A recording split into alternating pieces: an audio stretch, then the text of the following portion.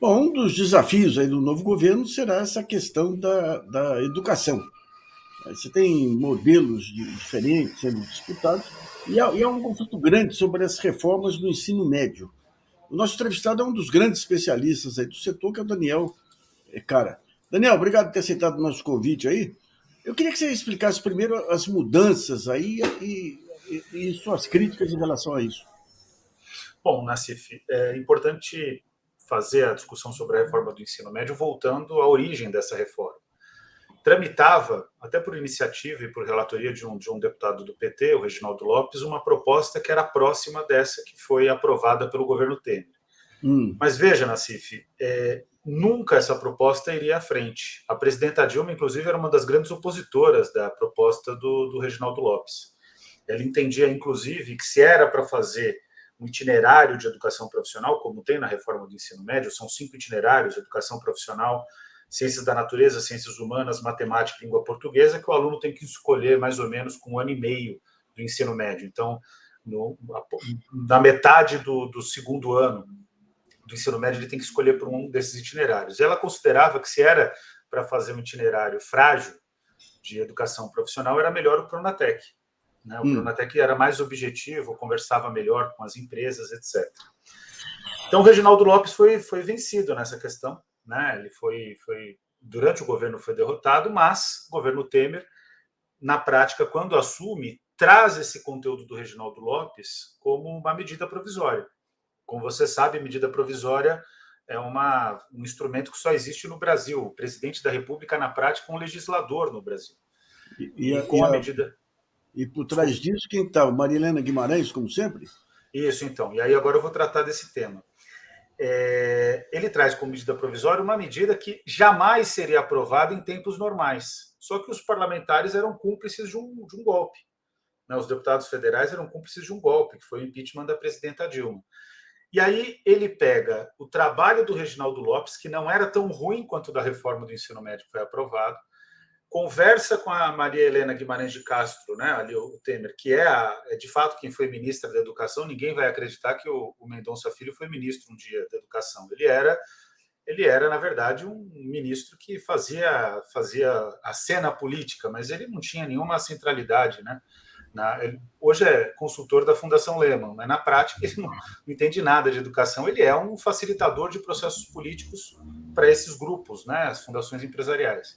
Então, junta essas fundações empresariais, especialmente hoje, a Itaú Educação e Trabalho, por meio da Aninoe, que é a grande mobilizadora da reforma do ensino médio, Maria Helena Guimarães de Castro, Maria Inês Fini, e elas retomam, misturam um projeto do Reginaldo Lopes com aquilo que vinha sendo produzido pela Aninoe, mais o que vinha sendo produzido em Pernambuco pelo Instituto Natura, do Guilherme Leal, e juntam isso com a perspectiva que era trabalhada pela Eunice Duran, que você vai lembrar que na década de 90 defendia uma reforma do ensino, e eu tive a oportunidade na época, como liderança estudantil, de debater com ela. Ela defendia uma reforma do ensino que, na prática, faria um ensino para os pobres e um ensino para os mais ricos. Hum. Ela dividia a sociedade, que é exatamente o que vai acontecer com essa reforma do ensino médio. Então, esse caldo é que forma a reforma do ensino médio, que constrói esse novo ensino médio do Michel Temer. E o Michel Temer, quando ele aprova a reforma, ele disse, inclusive, uma verdade. Ele disse, olha, nós estamos voltando ao passado, isso é bom, voltando à minha época, porque na prática agora as pessoas mais pobres podem ter acesso à educação profissional, como acontecia no passado, não vai ter o ensino de tudo aquilo que elas não vão usar na vida. Você sabe qual é o resultado disso, é a desigualdade. E aí as pesquisas mais avançadas aqui no estado de São Paulo, que é a rede onde está mais avançada a implementação da reforma, elas demonstram, da rede escola pública e universidade, demonstram um aumento enorme da desigualdade e uma obstrução do ingresso de jovens das periferias em cursos como medicina, como química, biologia, ou seja, está se determinando um cenário em que a periferia, após o sucesso da política de cotas, vai voltar a não ter acesso aos principais cursos em termos de concorrência no Brasil. Então, é um momento muito grave, né? Deixar bem claro aqui para não chatear ninguém. Principal curso em termos de concorrência, não em termos de importância, né? Os Tá. cursos universitários. Agora, Daniel, só para entender direito, as opções aí que se abrem para os estudantes, quais são? Os estudantes, depende de como a rede organiza, mas em geral no segundo ano do ensino médio tem que escolher, na metade do segundo ano do ensino médio tem que escolher ciências da natureza, ciências humanas, língua portuguesa, matemática ou educação profissional. O problema concreto, Nassif, é que em escola pública de periferia ou do interior do Brasil não está sendo ofertado ciências da natureza. Nós temos um apagão de professores de química, física e biologia. Não está sendo ofertada ciências humanas, porque existe um preconceito com as ciências humanas e uma compreensão dos governadores que esse negócio de humanidades, pensamento crítico, é perigoso. A gente saiu recentemente do bolsonarismo, é sempre bom lembrar, tem gente que acha que a vitória já está dada. Matemática e língua portuguesa é outro problema, Nassif, porque tem muitas redes que não sabem o que fazer com tantas horas de matemática e não sabem o que fazer com tantas horas de língua portuguesa. E o itinerário de educação profissional não é a escola técnica que eu fiz, Escola Técnica Estadual de São Paulo ou Escola Técnica Federal de São Paulo, que a gente lutou muito para ter um campus lá em Pirituba, que faz toda a diferença, né, na vida das pessoas. Para mim foi muito mais importante do que a USP, não tem nem comparação. A USP, a Universidade de São Paulo, não chega aos pés da importância da Escola Técnica Estadual de São Paulo na minha vida.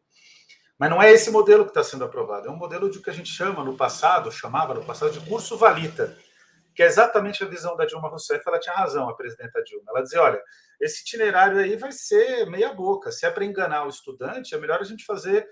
Eu acho que tinha muitos problemas no Pronatec, mas ela tinha razão, é melhor fazer Pronatec que é mais objetivo. Mas na prática, o que é? Para a periferia, para os estudantes menos favorecidos, o que vai ser ofertado é esse itinerário de educação profissional, ou seja, vai diminuir a democratização da universidade no Brasil. O Daniel, o Pronatec oferece o quê? Oferecia, né? O Pronatec foi encerrado no governo Temer, mas ele oferecia cursos de requalificação profissional que tinham um diálogo com o mercado, né? Com as demandas do mercado. Na prática, o que vai acontecer é um Pronatec dentro da escola básica, né? Dentro da escola Pronatec era após a escola básica. Era após. A reforma também tem a possibilidade de você voltar para a escola e fazer um outro itinerário de educação profissional. Então, você vai ter uma educação precária e vai ficar voltando para a escola para poder ter mais educação precária. O fato concreto é que o Pronatec já tinha problemas na CIF. Depois existe até autocrítica ali do governo, né? Era um curso que fazia uma formação de baixa qualidade, o mercado de trabalho era muito demandante, mas ele não cumpria com as obrigações dele em relação à criação de empregos. Você sabe melhor do que eu, parte concreta do problema da crise econômica no Brasil foi a postura da elite em relação à questão econômica, e ela jogou contra a economia brasileira, a elite joga contra a economia brasileira, prejudicando a Dilma. Veja, a reforma do ensino médio, ela está nesse bolo, pegando o que deu errado no Pronatec, não o que deu certo. Né, que era a tentativa de estabelecer um diálogo estratégico para o país, né, que tem que ir além do diálogo com as empresas, inclusive. Agora, o ponto mais importante é que a reforma atende a muitos interesses, né? Ela desestrutura a carreira docente, então os professores hoje na CIF tem professor indo de diretoria de ensino em diretoria de ensino procurando aula, e já começou o ano letivo, porque não encontra aula. Então, os professores mais críticos, inclusive, estão sendo alijados, não estão tendo atribuição de aula, coisa que no modelo anterior do ensino médio não acontecia. Tem uma série de disciplinas que é praticamente reproduzir dentro da escola a lógica e o discurso que a gente vê no Instagram dos coaches, né? Então, eu estou falando um caso sério. Tem professor que é orientado a apresentar o que os coaches estão falando no Instagram, né, sobre sucesso, sobre força de vontade. Aí você tem lá pastor Cláudio Duarte, tem Bruno Perini, que são pessoas que não estou nem fazendo uma crítica a elas, eu não gosto do conteúdo delas, mas elas sequer têm a pretensão de estar dentro das escolas, né? Tem um outro problema concreto, né, que essa desestruturação toda diminui a pressão por mais recursos para a garantia da qualidade na educação no ensino médio. E esse é o ponto que mobiliza, por exemplo, vários empresários, entre eles o Jorge Paulo Lemann, né, que é uma tentativa de trazer para o Brasil aquilo que ocorreu nos Estados Unidos na década de 90 e que o Paulo Renato Souza não conseguiu implementar. Basicamente, são as teses do Eric Hanushek, que desenvolve as reformas econômicas da educação para acertar uma política educacional dentro do neoliberalismo, e que o Paulo Renato Souza tenta importar, não consegue fazer todo o trabalho, e que agora a reforma do ensino médio, em relação a essa etapa, está dando conta de reproduzir essa lógica. Então é terrível, de fato prejudicar gravemente várias gerações daqui para frente, né? A Inclusive aqui lógica hoje está nas escolas. é de preparar mão de obra barata, é isso? A lógica é preparar, sempre é preparar mão de obra barata, mas mais do que isso é conter a pressão por mais investimento em educação.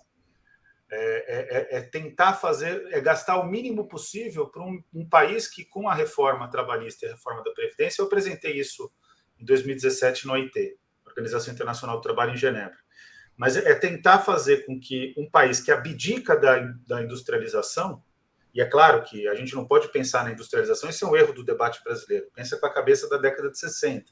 Então a gente tem que atualizar a nossa cabeça sobre industrialização, mas não dá para abdicar dela. E o que o governo Temer faz com a reforma da trabalhista, a reforma da Previdência, é desregulamentar o mercado de trabalho, e a reforma do ensino médio também tem a função de preparar o cidadão para esse mercado de trabalho, vendendo uma mentira para ele, vendendo a mentira para cada jovem brasileiro de que ele pode ser empreendedor ou empreendedora de si mesmo. Então, o próprio jovem se torna um produto. Isso, infelizmente, no Brasil, a gente tem o Ricardo Antunes, tem a Carmen Moraes na Faculdade de Educação, que pensam essa questão, mas nós temos poucos pensadores hoje sobre a questão da educação e do trabalho e do perfil do mercado de trabalho brasileiro, que praticamente revela, na minha opinião, revela as intenções e o vínculo entre a reforma trabalhista, a emenda à Constituição 95 de 2016 e a reforma do ensino médio no governo Temer. Depois veio a reforma da Previdência já no Bolsonaro. Eu lembro quando teve a reforma, as primeiras mudanças aqui em São Paulo e em Minas Gerais, ainda no governo Aécio lá, e aqui, nem lembro se era Alckmin e tudo, a Maria Helena tocando aqui. E eu conversando, eu participei do seminário aí, aliás, de um prêmio qualidade aí do governo do Estado. E conversando com um rapaz da McKinsey, que tinha assessorado os dois lados, ele falava das diferenças gritantes.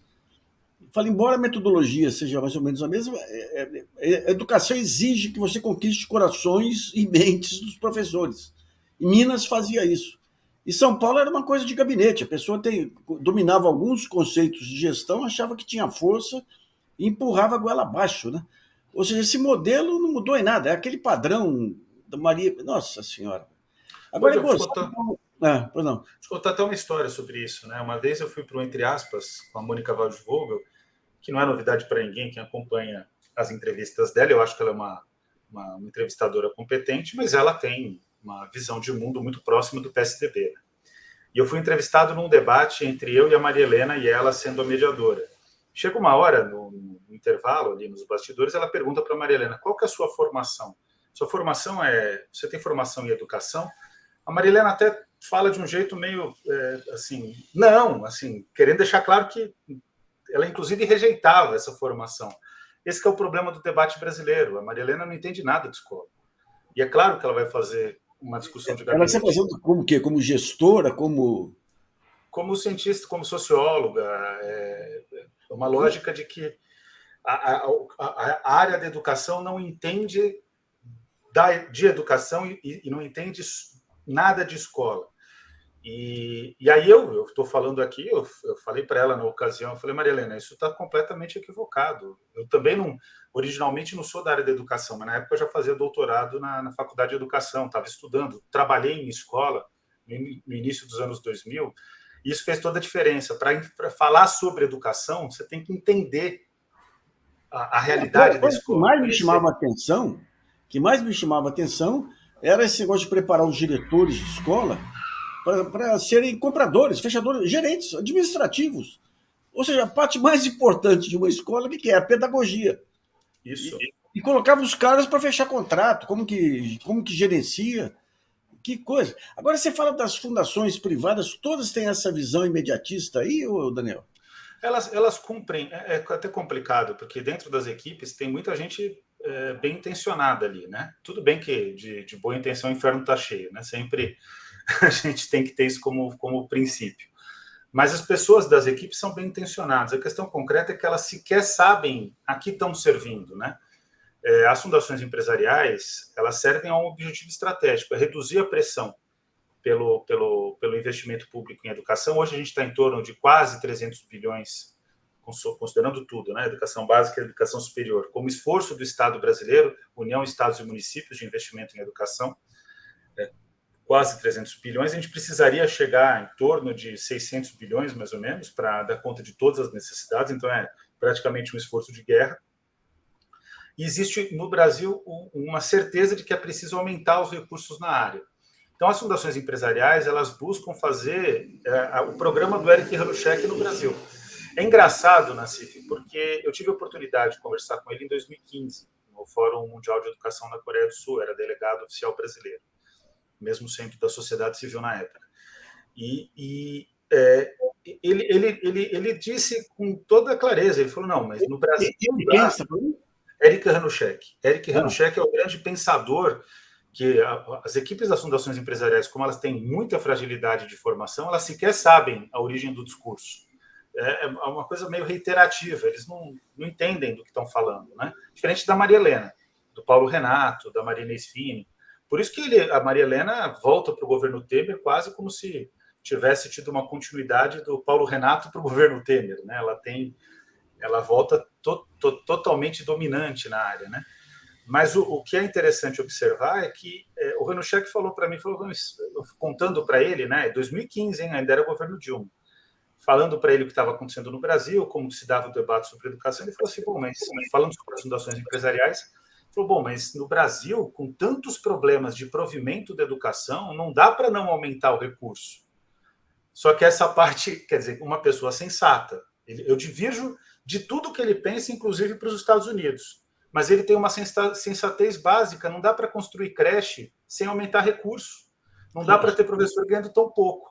Então, essas fundações empresariais, elas servem exatamente para reduzir a pressão por aumento de recursos, criando alternativas discursivas, propostas de políticas, fazer a gestão do recurso que já está sendo investido, então ele não pode aumentar, mas o que existe ela quer gerir. Orçamento base zero que o Lehman aplica nas empresas dele. Exatamente, Nassif, exatamente. E a Fundação Lehman, as pessoas acham que é o Todos pela Educação, a grande liderança real de todo esse... O Todos pela Educação é uma estrutura de comunicação na base, na realidade. Mas a grande liderança é da Fundação Lehman, do Instituto Unibanco, do Itaú Educação e Trabalho, do Instituto Itaú Social e do Instituto Natura. E aí você vê os empresários que estão em torno disso, né? Essa de fato, é o amálgama. E a terceira agenda, que aí a Fundação Lehman lidera mais, a partir de uma aquisição que ela fez recentemente, que é a aquisição de uma instituição chamada Vetor. Então, também é uma coisa meio maluca, eles adquirem organizações, isso eu nunca tinha visto na minha vida, né? Ela, com essa Vetor, o que ela pretende? Ela pretende dar início a um processo de privatização, uma tentativa de privatização. Aí você já tem projetos do Partido Novo para estabelecer voucher em São Paulo, projetos em Minas Gerais com o Zema para estabelecer voucher na rede de Minas Gerais, gestão compartilhada, que esse é o terceiro objetivo da Fundação Lehman. Isso tudo aconteceu em vários lugares do mundo, Nassif. Estados Unidos, Suécia. Está tudo sendo revogado desde meados da década de 2010 a 2020. Daniel, um dos casos emblemáticos para mim, que me contaram, aí foi o Espírito Santo. O Espírito Santo tinha, com o Paulo Artung, que para mim que era um modelo de governante aí que as pessoas gostavam, né? E vendia-se a ideia de que o Espírito Santo reduziu os gastos com educação e melhorou os indicadores. O que ele fez? Ele fechou as escolas rurais, fechou as escolas noturnas, que tinham os alunos mais necessitados e com pior desempenho, porque eram mais necessitados, melhorou os indicadores, reduziu os custos e deixou de cumprir a sua função social. É vergonhoso um negócio desse, viu? Então, e você trouxe um caso importantíssimo. Vê o que é o Espírito Santo hoje, pós-governo Artung. O Espírito Santo é um estado bolsonarista, em que a oposição aos governos do Espírito Santo é uma oposição de direita. O Renato Casagrande está longe de ser um governador do PSB. Quando você conhece de fato a política no Espírito Santo, eu tenho uma visão muito negativa da gestão do Artung, né? Eu divirjo das pessoas que acham que ele é um modelo de gestão. Eu acho, se aquilo for um modelo de gestão, é um modelo de gestão que dá errado, né? Então, o Espírito Santo hoje ele abdicou da política educacional para ajudar também pela educação a consolidar esse modelo que é um ultra-radicalismo, aliás, radicalismo não é nem a palavra, um ultra-sectarismo evangélico, uma sociedade que se diz extremamente pautada em valores, mas que é uma sociedade que a cada dia que passa, né, volta a se aproximar daquilo que era o Espírito Santo, antes do Paulo Artung, inclusive, com a Lecoque. Agora, que era um grupo de extermínio, né? Agora, tem um problema ali no Espírito Santo, que tem mais um fator que também acontece no Ceará. Eles descobriram uma coisa, Nassif, que você vai concordar comigo, que é bastante óbvia. Se você treinar o estudante para o teste, ele vai bem na prova. Claro, claro. Aliás, para além disso, não dá nada, mas ir bem na prova ele vai. Aliás, tinha um sujeito aí, rapaz, que até andou me processando, ele escrevia para a Veja, fez uma série sobre o modelo chinês, e daí o modelo, na série falava que o modelo de construção da China facilitava, e daí, concomitantemente, Carlinhos Cachoeira se oferece para fazer aquele modelo em Goiás, que ele queria que cada escola tivesse uma placa com a contagem IDEB na porta da... Era um cretino. Na porta da escola, sem levar em conta a questão geográfica, o entorno dela. Rapaz, o Ceará, então, como que você descreve o modelo cearense? O modelo cearense para alfabetização, existe a grande qualidade do modelo cearense, né? Existe um acordo de gestão com os professores para que eles seguissem um caminho. Isso estou falando começa em Sobral ali por volta de 2009, 2010, eles começam a acelerar esse processo. E quando você dá uma direção e quando você faz um acordo com os professores, é claro que isso vai dar resultado. O problema é que eles fizeram um acordo e deram uma direção estritamente para os anos iniciais do ensino fundamental, que é a fase de alfabetização. Então, eles construíram um voo de galinha. Como o Brasil, o que é esse voo de galinha? Você vai bem no ensino fundamental, anos iniciais, e depois perde fôlego. Como o Brasil é um país que não se pauta pelas ciências da educação, isso já era ensinado pelo Vygotsky. O Vygotsky ele vai dizer que o aprendizado ele não é linear e cumulativo. Ele também tem idas e vindas. É claro que as idas e vindas, se você faz uma boa base, elas são de menor gravidade. Mas você não consegue ir contra a conjuntura. Vou te dar um dado aqui que é estarrecedor. Tem várias pesquisas que comprovam isso, mas na USP, especialmente as que são orientadas pelo professor Romualdo Portela, foram orientadas pelo Romualdo Portela. Eles descobriram, com várias teses de doutorado, dissertações de mestrado, que quando aumenta o crescimento econômico, melhora a educação.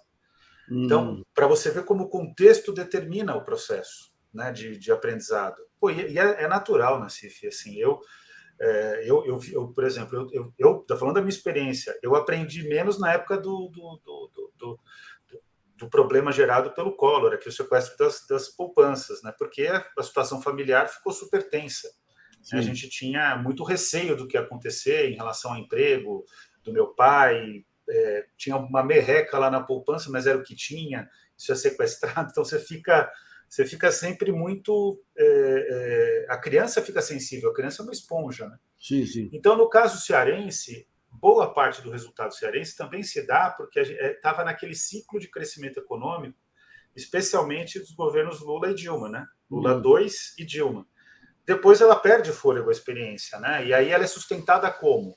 Com seleção de estudantes para prestar prova e com treinamento para a prova. Então, já não é mais uma experiência tão bem sucedida. O problema é que os empresários descobrem a experiência do Ceará. O Lehman vai fazer um Lehman Center dentro de Sobral, que é liderado pelo Veveu Arruda, que é esposo da Isolda Sela. Por isso que a Fundação Lehman fez campanha descarada para a Isolda ser ministra, utilizando inclusive o argumento de que ela era mulher, então ela tinha que ter precedência em relação ao Camilo.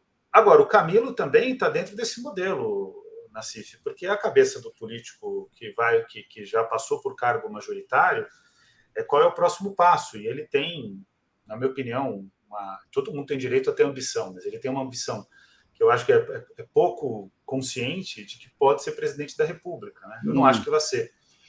E ele tem essa pretensão, então ele acredita que precisa ter boa relação com essas fundações e associações empresariais. O Lula deu a senha para ele, né? Quando o Lula faz a crítica ao Lehman, por quê? Porque o Lula sabe que o Lehman trabalhou em favor do governo Temer, que o Lehman trabalhou em favor do governo Bolsonaro. Um golpista. É um golpista. Mas, enfim, o Camilo está nessa vã ilusão, e até agora, eu fui parte do governo de transição, e a gente tinha muita expectativa sobre uma direção clara do governo contra o Programa Nacional de Escolas Cívico-Militares, e uma direção clara nos primeiros dias em relação à reforma do ensino médio. E até agora nada aconteceu. Eu nunca vi tanta letargia para um anúncio. A gente já está em 28 de fevereiro. Ele não precisa dizer que vai revogar amanhã, porque as coisas não funcionam assim, mas dá uma direção, como todos os outros ministros estão dando, né? Você pode divergir da direção, mas a direção está sendo dada. Educação não tem direção nenhuma. Daniel, obrigado por sua participação aqui. Vamos marcar outras rodadas aí. Vamos, prazer sempre falar contigo. Até mais.